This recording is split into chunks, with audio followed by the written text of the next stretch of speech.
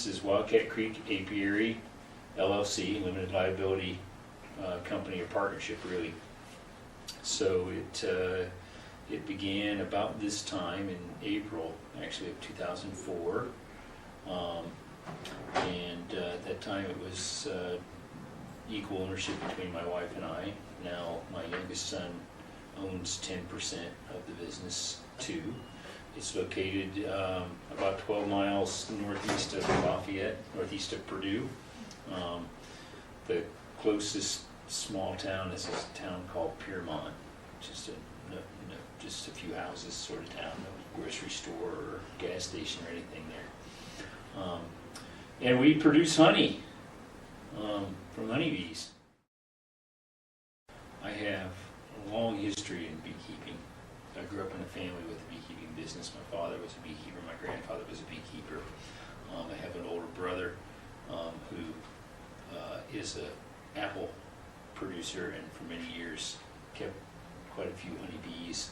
So there's a little bit of family legacy there. There's some human capital development. I mean, I know the business, and after I graduated with an undergraduate degree at Purdue, I went to work in Central America on an agriculture research station, and a big part of what I did there was honeybee research and extension with refugees from Civil War in El Salvador.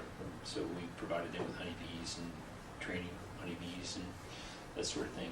So lots of different honeybee experiences, and I developed lots of knowledge, I guess, around honeybees. And then in 2004, a couple of things happened. One was that my father, who was elderly at the time, now he's 98, but at the time he was 88, decided that he was no longer going to be in the honeybee business, which meant that there was a little bit of honeybee equipment for sale. More than a little bit. He used to keep maybe 200 colonies of honeybees, so a lot of honeybee equipment for sale, that I knew something about the quality of it.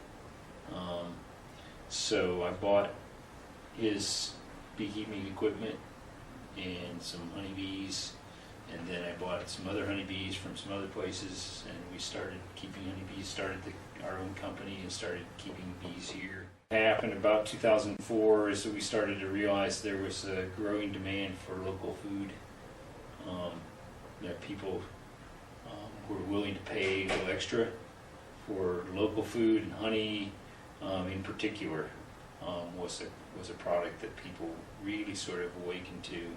Doctors started telling their patients that they should eat local honey to help with their allergies, and those two things, I think the opportunity that, three things. One, I had the human capital. Two, the opportunity to buy some equipment was there, and that's not easy, right? I mean, finding honeybee equipment, you can spend a lot of money on brand new equipment that takes a lot of work for the bees to build the honeycombs, right? Being able to buy good equipment that's got the honeycombs already in there is a huge head start. And then this whole local food thing, I think, was what sort of convinced me that, I could do more than just have a hobby. Our sales are almost wholly word of mouth. I meant to bring some honey so you all can try it. I'll bring some and you can share it next time your group gets together. There's nothing like Indiana honey anywhere in the world, right, when it comes to honey. It's just the truth, right? It's true, isn't it? Yep. It's very good honey, it's isn't really it? good. I still have a jar. It mostly has to do with the types of flowers and sources of nectar and sugar that they go to. So bees in Indiana go to a lot of varied types of flowers, but they also will harvest honeydew from the undersides of some hardwood tree leaves during the heat of the summer. And I think that gives the honey a different texture. It has a silkier texture, and I think it affects the flavor. We don't, we coarse filter our honey, so bits of pollen and other flavorful things get through. You know, basically 10 years ago I hung a sign out on a post at the end of my driveway that says honey for sale. I have never suffered for a market for my honey since. Now, not every ounce of it goes off the doorstep. About 50% of the honey we produce is sold right from the farm, or to people here at, you know, in town that I deliver it to on my way to work or at work or whatever. And so where we've shifted in the last 5 years as our production increased, we haven't advertised, but we've begun to wholesale honey through retailers. So there are 3 big retailers here in town for us. One is the Great Harvest Bread Company, and we don't provide them bulk honey for baking, but we provide them with a couple of products, little plastic honey bears and 1 pound jars of honey that they sell. And then the Sunspot Natural Market, which is in West Lafayette, on the north side of West Lafayette. So, you know, this is the local food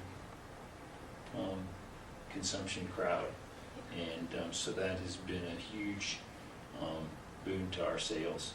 But, you know, they're the ones who promote it. We don't promote it. I mean, they display it. And then seasonally, there's an orchard south of Lafayette called Wildcat Creek Orchard, and they sell a lot of our honey through Wildcat Creek Orchard. So those 3. And then there's a small grocery store that my father used to supply in northern Indiana. I take honey up to them.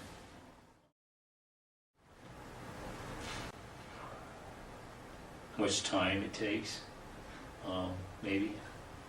Yeah, the amount of time that it takes. I guess I would have to say too, something that surprised me about it that I didn't anticipate was the sort of sense of pride and sense of community that it has generated. I mean, people know our product now and, you know, recognize it, and yeah, it's a little pride in that, right? I mean, we're producing something that is quality and people recognize it and they come back for it and they won't eat any other honey than our honey. I mean, that, you know, that makes you feel good. Yeah, so I don't think I really anticipated that. Because while I say I grew up with honeybees and everything, you know, the main focus was on pollination, and the honey that we sold was, you know, it just wasn't as personal, I don't think, or at least I didn't participate in that personal part of it as a child growing up. Maybe my dad did, and I just wasn't connected to that. But now, really, you know, that's special to me. And then, you know, my youngest son got really involved in it, and I think one of the interesting things that I hadn't anticipated was the sense of continuity in family. That, you know, I found myself saying things to him, you know, in sort of educating him about keeping honeybees that I remember my father saying to me when I was his age, and, you know, it's kind of neat.